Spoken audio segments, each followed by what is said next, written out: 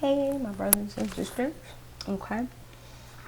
Alright, so I had a dream, and I had it 2 nights in a row. It was of a man. It was a man, his face. He was a beautiful man. I mean, you would expect this kind of face to be what the angels in heaven look like. I mean, he was just a really nice looking man. He had silver hair, grayish silver hair about to right here. And he was well manicured. He had on this white top. And it looks sort of like one of the tunics, but it was solid white. And all I saw of him was from the waist up. But the Lord had pointed out a few things to me about this man. He had told me, like with the silver hair, by all appearances, he held the wisdom of the world in his hands.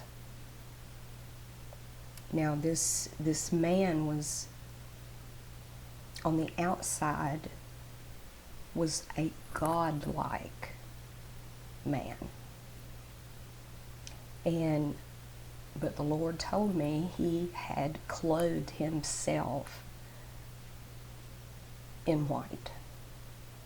He had clothed himself in white. And that deceit is on his lips. And cursed be the man that falls for his deception.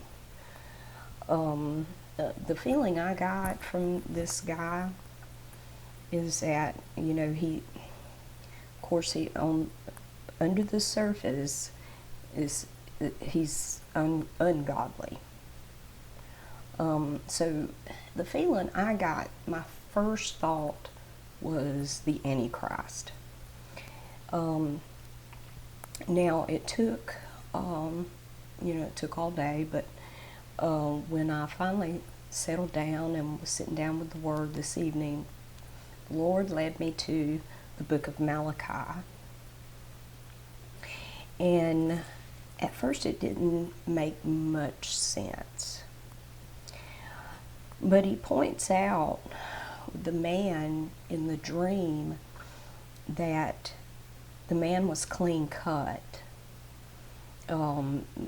very well manicured. Now, the disciples were dirty, scummy fishermen, sinners, and tax collectors, and a thief. That's what they were. Those were God's chosen. So, anyway, in the book of Malachi, it talks about people being half in with their relationship with the Lord. And he also points out the verse in Matthew 15:8. They honor me with their lips, but their hearts are far from me. So it talks about the relationship that we have with the Lord. We need to assess that relationship and make sure that we are in good standing, that we have reverence for the Lord, just like Levi the priest. Because we don't want to be Cain. Anything Cain did was no good. It was because he was half in it. Yes, he made a sacrifice, sure, but it wasn't the best he had, which is what the Lord told him to do. We need to do the best that we can do. We need to give him praise. We need to read the Word and live it. to honor and worship Him properly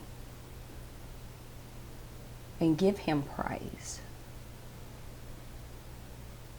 Because if we don't do these things, we're not walking in truth. And if we don't walk in truth, we will fall to the Antichrist and the deceptions. And cursed be that man. Anyway, I hope you enjoyed this word, and I thank you for watching.